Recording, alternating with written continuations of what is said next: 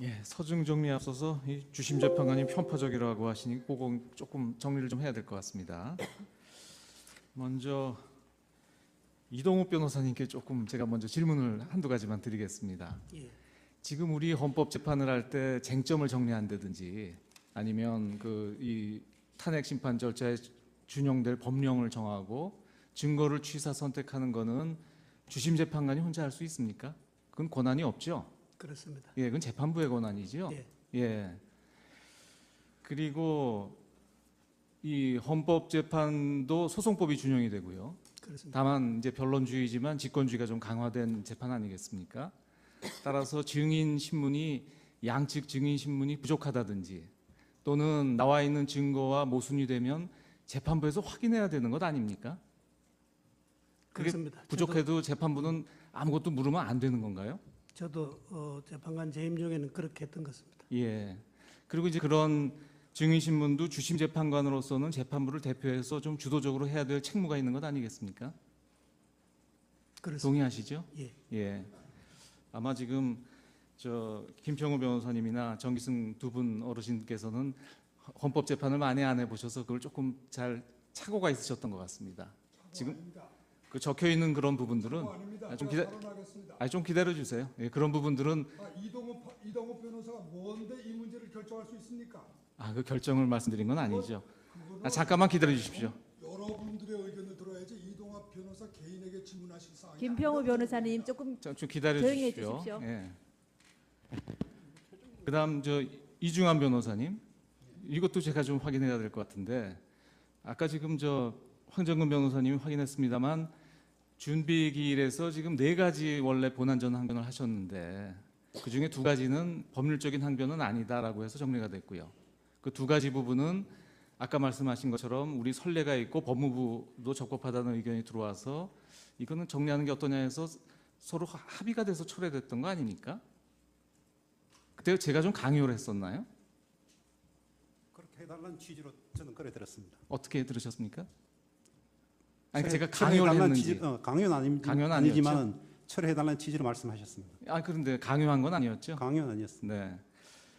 그리고 지금 제가 여러 가지 이제 주심 재판관으로서 증인 신문을 할 때 저는 그 기록에 나와 있는 증거나 아니면 그 증언 내용이 모순되는 점을 이렇게 주로 질문을 했었는데 제가 질문하는 중에 증거에 나오지 않는 개인적인 지식이나 견해를 가지고 증인한테 추궁한 적이 있습니까?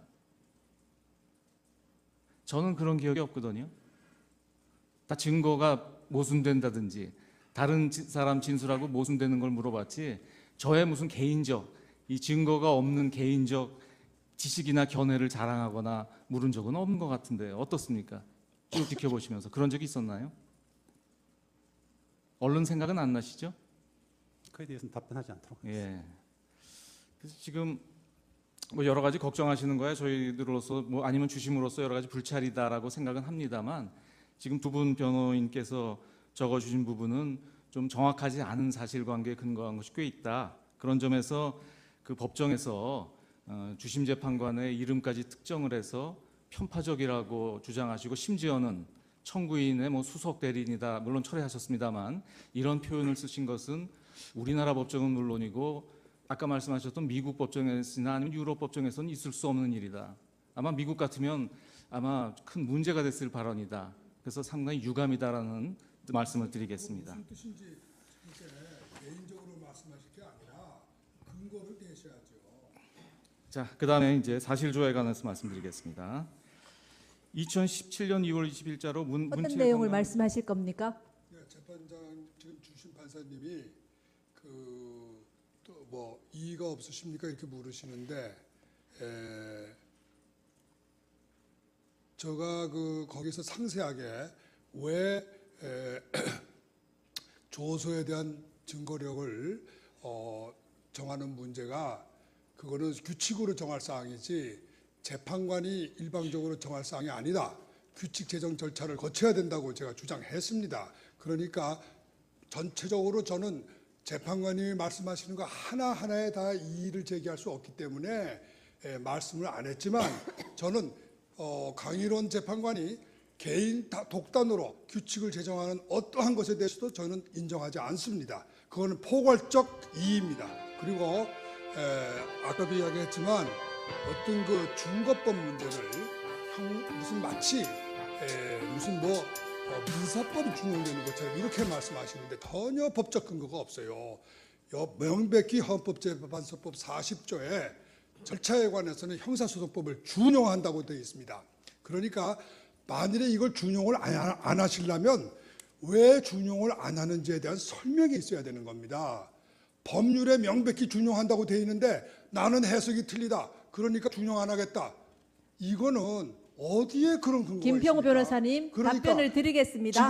지금 강일호 재판관이 지금까지 하신 건 전부 법률에 위반된 건데 그거를 마치 대표 변호사가 동의했으니까 넘어가겠다. 그거는 법률을 오해하신 거예요. 법률에 위반되는 행동은 판사도 할 수 없는 겁니다. 했더라도 그건 무효예요. 답변을 드리겠습니다. 그 헌법재판소법 40조에는 형사소송법을 준용한다고 되어 있습니다. 그리고 헌법재판은 헌법재판의 성질에 맞게 적용을 합니다. 그래서 저희들이 매일 재판관 회의를 거쳐서 이 절차나 진행이나 모든 것에 대해서 회의를 하고 진행을 하고 있습니다. 그 부분은 지금까지 소송을 수행해온 대리인들께서도 모두 아실 것입니다. 쌍방 대리인들께서도요. 그리고 그 부분에 대해서는 아직까지 크게 이의를 하신 분이 안 계십니다. 그리고 재판장님, 그거는 사리가 맞지 않는 말씀이에요. 그 부분은 아니, 서면으로 국회가 써내십시오. 만든 법률이 그렇게 정했는데 이거를 갖다가 국회 법률을 무시하고 재판관하고 변호사들이 둘이서 합의하면 법률을 깰 수 있습니까? 준용이라고 되어 있습니다. 준용은 준용 그대로 해야 되지 않습니까? 왜 준용이라는 걸 뜻을 갖다가 적용하지 않는 것으로 해석해요? 준용한다는 건 적용하는 방법에 관한 문제지 재판장님. 적용하지 않는다는 뜻이 아닙니다. 재판 진행은 재판장이 하는 겁니다. 아닙니다.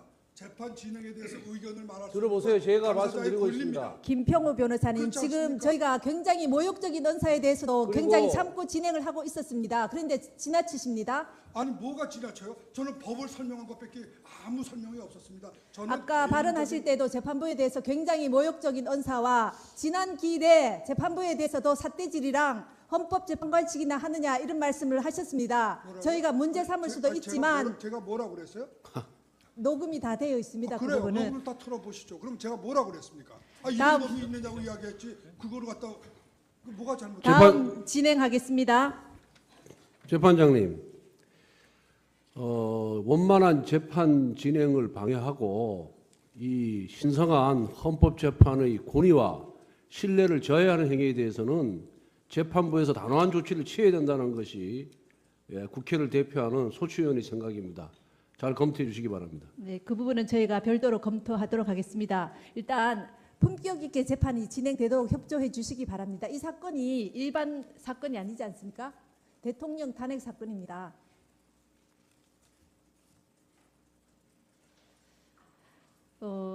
그리고 아까 여러 가지 편파적이다, 공정하지 않은 재판이다 이렇게 말씀을 하셨는데요. 몇 분의 대리인은 오늘부터 또 몇 분의 대리인은 지난 기일부터 이렇게 참여를 하셨습니다. 참여를 하셨는데 지금까지 저희가 굉장히 그래도 순조롭게 이렇게 진행이 되어 왔고 저희 전 소장님께서 3월 13일 그거는 이제 우리 헌법재판 질서나 또 국정공백이나 또 7인 재판관 체제에서 혹시라도 이런 그 선고가 되는 그런 우려 때문에 개인적으로 말씀하신 겁니다. 그 부분에 대해서 우려를 그 피청구인 대리인께서 말씀하신 이외에는 절차에 대해서 특별한 이의가 없으셨습니다. 그만큼 저희 재판이 공정하게 또 저희로서도 최선을 다해서 진행하기 위해서 노력해 왔다는 것은 이 법정에 계신 청구인 대리인이나 피청구인 대리인 그리고 방청객 여러분, 온 국민이 지금 동영상으로 다 보시고 계십니다. 그 부분에 대해서 지금 지난 기일과 이번 기일에 참여하신 변호사님들께서도 충분히 그 말씀을 저희가 참고를 하겠지만은 그 부분에 대해서 그렇게까지 재판부에 대해서 모욕적인 언사를 하신 것은 조금 저희 재판부로서도 매우 유감스럽습니다. 그리고 저희가 그 말씀을 하셔서 저희가 진행 경과에 대해서 한번 살펴봤습니다. 휴정 기간 동안에 시간 동안에 살펴봤는데요. 문서 송부 촉탁이 그리고 이 재판이 아까 김평우 변호사님께서 청구인의 입증이 끝났기 때문에 이제부터 피청구인이 반론을 시작하신다고 말씀하셨는데요. 준비기일부터 쌍방의 공이 똑같은 변론의 기회가 주어졌습니다. 그래서 청구인과 피청구인 쌍방에서 모두 주장과 입증을 같이 하여 오셨습니다. 맞으시죠? 피청구인 대리인 그거 부인하실 분 안 계시죠?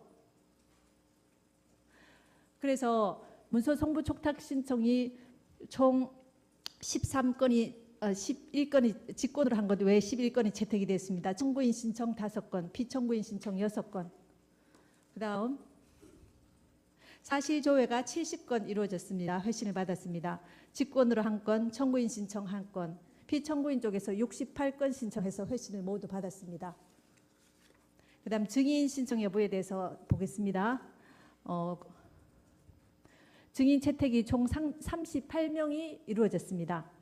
쌍방 청구인, 피청구인 쪽에서 공통으로 신청하신 증인이 3명입니다. 청구인 측에서 신청한 증인이 9분입니다. 피청구인 쪽에서 신청해서 채택된 증인이 26명입니다.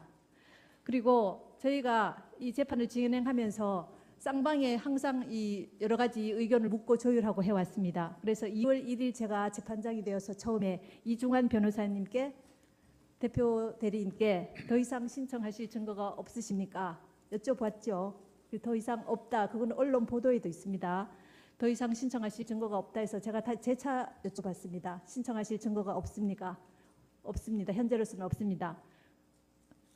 그렇게 말씀을 하셨습니다. 그런데도 그리고 저희는 신청하시는 증인이 이제 더 이상 없는가 보다 이렇게 생각을 했습니다. 피청구인 쪽에서. 그거 다 아시죠? 피청구인 대리인들도. 그랬는데 16명의 증인에 대해서 또 최소원 안종범 씨에 대해서는 이미 신문이 한번 이루어진 증인인데도 또 신청을 하셨습니다. 그래도 저희는 이 사건이 그만큼 중요한 재판이고 우리나라에서 정말 대리인께서 말씀하신 것처럼 이 100년에 한번 나올까 말까 다시는 있어서는 안 될 재판 아니겠습니까? 그 중요한 재판이기 때문에 저희가 8명의 증인을 채택을 다시 했습니다.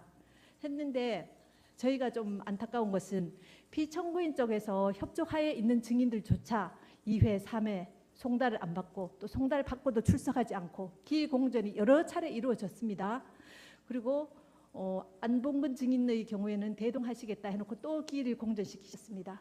그리고 김기춘 증인에 대해서도 출석 안 하시면 철회하시겠다고 하셨습니다. 2번 기일을 드렸고요. 그런데도 불구하고 또 철회를 안 하시고 또 기일을 잡아달라 이렇게 하셨습니다. 그러니까 이것이 이 재판의 진행 과정입니다. 그리고 항상 이 장시간 이 법률적인 부분이나 이런 부분에 대해서도 충분히 이 변론할 기회를 드렸습니다. 그리고 저희가 막무가내로 뭐 증거를 채택을 안 하거나 보신 바와 같이 요청하신 부분에 대해서는 정말 불필요하다는 부분 외에는 증거를 모두 채택을 했습니다. 그러니까 이 부분은 재판 그동안 변론 준비기일 3회, 변론기일 14차례 또는 15차례를 거치면서 그 과정을 하나도 안 보신 분들이 나오셔서 이 재판이 불공정하다, 편파적이다, 이 재판 다 무효다 이렇게 말씀하시면 누가 납득을 하겠습니까? 이 부분을. 그래서 저희로서는 그 부분이 매우 유감스럽고요. 이 재판에 대해서 함부로 그렇게 말씀을 하시면 안 될 것 같습니다. 그리고 주심 재판관님께서 증인 질문이나 이런 것들을 편파적으로 하셨다 이렇게 말씀을 하시는데요. 그 과정도 지금까지 진행되어 온 과정을 모르시니까 그러신데 이 주심 재판관은 재판관 회의에서 논의된 사항을 중심으로 해서 이 재판을 주도적으로 이끌어 가시기 때문에 아까 말씀드린 것처럼 질문이 많으십니다. 그리고 그 피청구인 쪽에 그 비서관이나 이 행정관이나 또 그 같이 근무하셨던 분들이 신문에서도 보셨겠지만 다 모른다고 이렇게 답변을 하셨지 않습니까? 그렇기 때문에 혹시라도 알고 있는 사항이 있는지 재판부로서는 밝혀내야 될 그래야지 실체적 진실이 발견되기 때문에 그 부분을 찾기 위해서 계속 또 질문을 여러 재판관님들이 하시고 하셨던 것이고요. 그리고 또 한 가지 저희 주심 재판관님께서 여러 번 말씀하셨습니다. 이 사건은 대통령 대한민국 국가원수이고 행정부 수반이신 대통령에 대한 탄핵 심판 사건입니다. 일반 형사 사건이 아닙니다.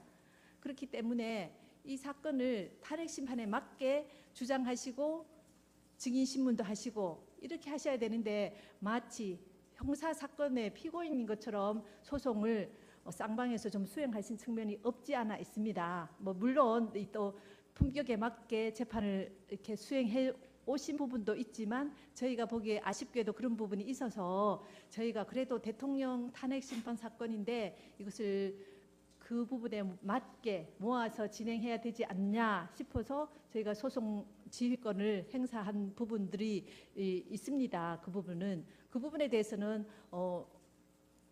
그 다 이해를 하시리라고 생각이 되고요. 그 어떤 부분에 있어서는 정말 저희가 대통령 탄핵 심판 사건인데 약간 민망한 방향으로 이렇게 가는 이런 부분은 정말 안 맞지 않습니까? 그걸 모아가야 되는 부분이 있어서 저희가 그렇게 소송 지휘를 한 부분이 있는 것을 이해를 해 주셔야 될 것 같습니다. 그래서 일방적으로 그래 재판부를 매도하시는 그 편파적이라고 이렇게 하시는 부분은 이 지금까지의 진행 경과나 이런 것들을 잘 모르시고 이렇게 하신 부분인 것 같습니다. 자꾸 되풀이하시는데 제가 한번 이야기하겠습니다. 그렇지 않습니다. 지금요 이 사건이 형사 사건이 아닌 것처럼 이 사건은 민사 사건이 아닙니다. 민사 사건은 당사자 처분주의가 적용되고 있습니다. 그래서 당사자가 합의하면은 사실 문제라든가 또 절차 문제도 어느 정도는 그것이 법의 정신에 반하지 않는 한은 합의할 수가 있겠습니다. 그러나 이 사건은 헌법을 다루는 헌법 소송입니다. 그렇기 때문에 처음부터 이거는 물론 형사재판은 아니지만 또 더군다나 민사재판하고는 거리가 아주 멉니다. 형사재판은 오히려 이 지금 소추된 사건들이 전부가 형사 사건이 위주가 되어 있기 때문에 형사소송법을 적용하는 게 훨씬 맞습니다.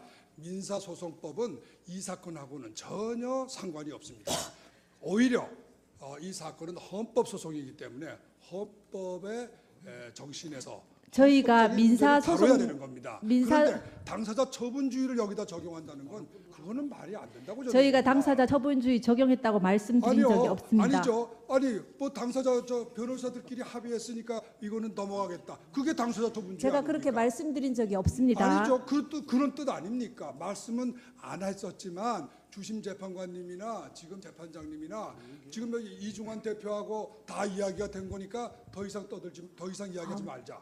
변호사님, 그것이 처분주의지 뭡니까 그럼? 그건 오해가 있으시죠. 그건 아니, 그러니까 형사 재판에서도 증거 신청은 쌍방에서 하시지 않습니까? 아니 헌법 문제에 대해서 이의를 제기하는 것이 시기에 늦은 공격 방어 방법이다. 그거는 어느 법에도 근거가 없는 거예요. 시기에 늦은 공격 방어 방법이라고 하는 건 민사 소송에만 적용되는 겁니다. 형사 사건에서도 적용되지 않습니다. 왜 그러냐면 피고인의 유리한 증거가 사후에 발견됐더라도 결심 단계에서 발견됐더라도 그 증거를 제출할 수 있는 기회가 주어져야 제가 되는 것이 정리- 인권의 기본 정신입니다. 그런데 시기에 늦었기 때문에 인권 침해한 것도 넘어가자 말이 되겠습니까? 그러니까 시기에 늦었기 때문에 헌법 문제도 다룰 수 없다. 인권 침해 문제도 다룰 수 없다. 이거는 헌법의 근본 정신을 저는 여기에 이 사건이 또 이 법원이 헌법재판소고 헌법 사건을 다룬다고 하는 것을 생각해 보십시오. 절대로 그렇게 함부로 그렇게 헌법 문제를 갖다가 마치 이중환 대표하고 누가 합의할 수 있는 것처럼 그렇게 말씀하신다 그러면 저는 거기 점에 대해서는 정말 유감이라고 생각하겠습니다. 네, 일단 그 소추 절차에 대한 부분은 지난 준비기일에 이렇게 주장을 철회하시는 걸로 정리를 하셨는데요. 다시 말씀하시니까 그 부분에 대해서는 저희 재판부에서 깊이 논의를 해서 살펴보겠습니다. 그리고 이제 그 최서원 씨 증인에 대해서는요, 그 증인이 지난 기일에 증언한 것 이외에는 다시 새롭게 얘기할 게 없다고 하면서 불출석 사유서를 제출하셨습니다. 그래서 더 이상 뭐 증언할 것이 없다는데 재소환할 필요는 없다고 보여집니다. 그래서 저희 재판부에서요 논의하기를 최소원 증인은 이미 한번 증언을 했고 다시 증언할 것이 없다고 이렇게 해서 증인 채택 결정을 취소하기로 이렇게 하겠습니다. 그리고 아까 피청구인 대리님께서 여러 가지 주장을 하셨는데 저희가 검토해야 될 부분은 깊이 있게 검토하기로 다시 말씀드리고요. 그다음에 신청하신 여러 증거에 대해서는 많은 부분이 그 법 해석에 대한 증인이거나 또는 소추 절차에 대한 이런 거나 한데 이 부분들은 저희가 재판부에서 판단할 사항이고 또 그 법 해석에 대한 부분은 그분들이 쓰신 여러 자료나 또 그 밖에 다른 분들이 쓰신 자료도 저희가 다 봤습니다. 다 보고 있으니까 그 부분들은 증인으로 굳이 채택할 필요가 없다고 보여집니다. 그래서 피청구인이 신청하신 모든 증거, 오늘 신청하신 증거에 대해서는 저희가 재판부에서 오전, 그다음 점심시간, 아까 휴정기간 동안에 여러 차례에 걸쳐서 논의를 했습니다. 그래서 모두 채택하지 않기로 결정합니다. 이의가 있습니다. 잠깐. 법률 문제이기 때문에 증거가 필요 없다. 그거는 근거가 없는 이야기입니다. 원래 법률 해석은 판사가 일방적으로 하는 거 아닙니다. 특히 헌법이라든가 외국의 선례라든가 이러한 것들은 입증 사항입니다. 입증할 수 있는 사항이고 입증해야 되는 사항입니다. 만일에 그 점에 대해서 강일원 재판관님이 소장님이 나는 미국에서 공부를 했기 때문에 나는 외국법도 잘 안다. 그거는 개인적인 지식입니다. 지금 여기 앉아 계신 재판관님들이 알고 있는 헌법에 관한 지식은 개인적인 지식입니다. 그렇기 때문에 그것을 가지고 재판하면 안 됩니다. 법에 대한 지식도 입증 사항입니다. 이거는 어느 책이나 다 잘 보세요. 사실 문제만 입증 사항이 아니고 법률 문제도 모든 사람에게 공지된 사실이 아니면 그것도 입증해야 되는 겁니다. 근데 입증을 안 받겠다. 난 다 안다. 이거는 오만입니다. 그리고 판사라고 해서 모든 법을 다 안다.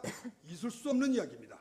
반드시 입증해야 됩니다. 그리고 재판관님이 자기 주장을 동조하는 증인을 최소한 몇 사람 여기 불러야 돼요. 왜 그러냐면 아무 증인도 없는데 아무 근거도 없는데 내가 다 아니까 이게 법이다. 내가 해석하겠다. 이거는 정말로 법이 무언지 모르는 그야말로 오만입니다. 판사기 때문에 모든 것을 안다고요? 있을 수 없는 이야기예요. 법이라는 게 얼마나 복잡하고 얼마나 전문적인 겁니까? 그런 거를 갖다가 판사가 마치 자기가 다 아는 것처럼, 그리고 설사 자기가 개인적인 지식이 있더라도 그것이 모든 사람이 다 수긍할 수 있는 지식이라는 증거가 있어야 되잖아요. 뒷받침이 있어야 되잖아요. 왜 뒷받침을 안 하고 혼자서 내가 아니까 이게 법이다 재판 안 하겠다. 이거는 근거가 없는 말씀이에요. 법도 입증해야 되는 겁니다. 네, 잘 특히 알겠습니다. 외국법, 헌법, 외국 사례 이런 건 전부가 다 입증해야 됩니다. 입증도 없이 어떻게 자기가 근거로 그걸 가지고 근거로 재판할 수 있다는 거예요?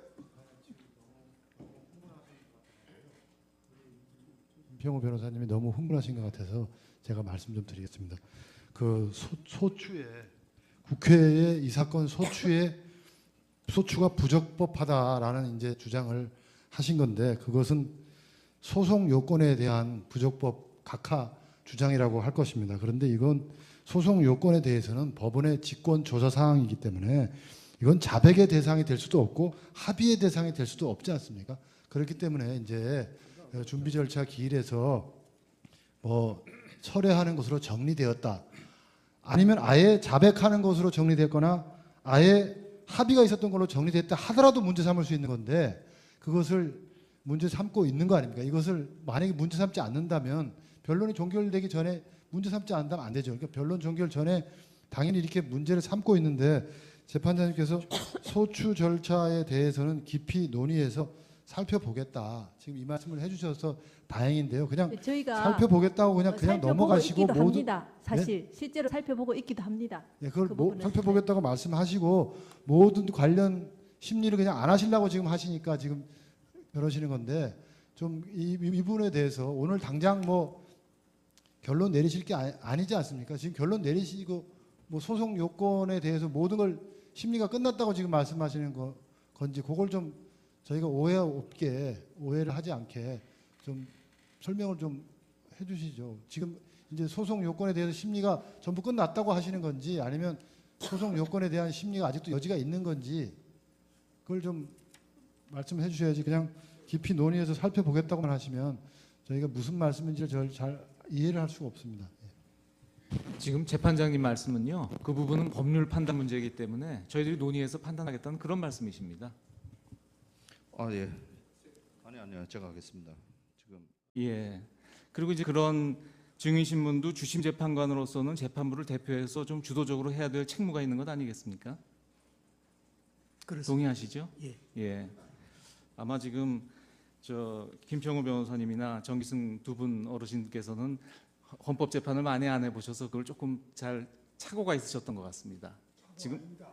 그 적혀 있는 그런 부분들은 그거 아닙니다. 좀 제가 발언하겠습니다. 좀 기다려 주세요. 예, 그런 부분들은 이동욱 변호사가 뭔데 이 문제를 결정할 수 있습니까?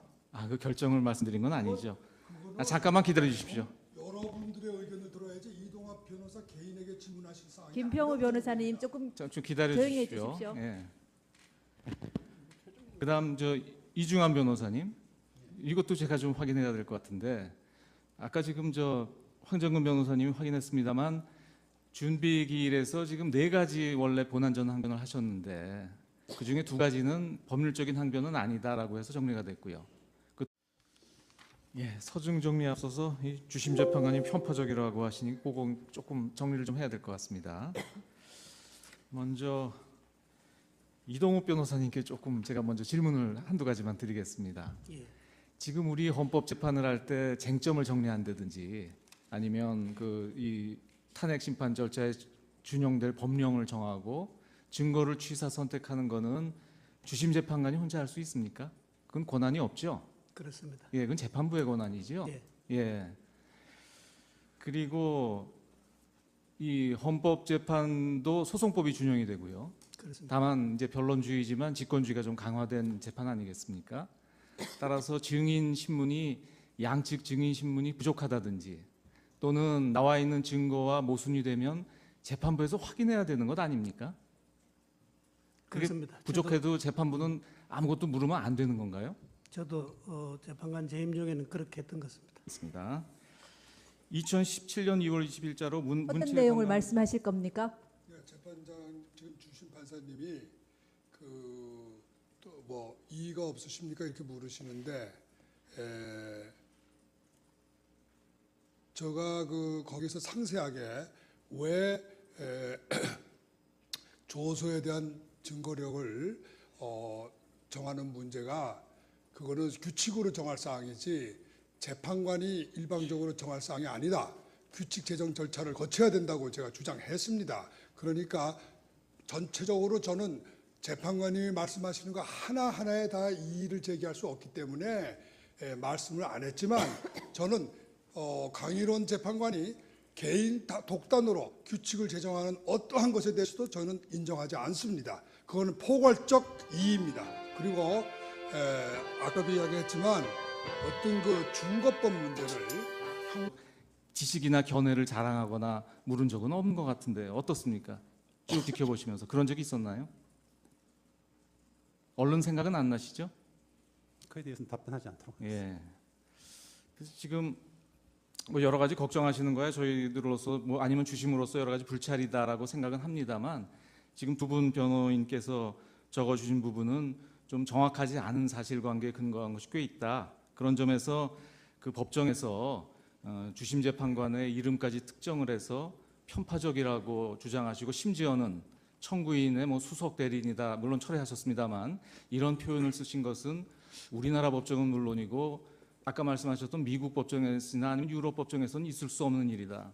아마 미국 같으면 아마 큰 문제가 됐을 발언이다. 그래서 상당히 유감이다라는 말씀을 드리겠습니다. 무슨 뜻인지 이제 개인적으로 말씀하실 게 아니라 근거를 대셔야죠.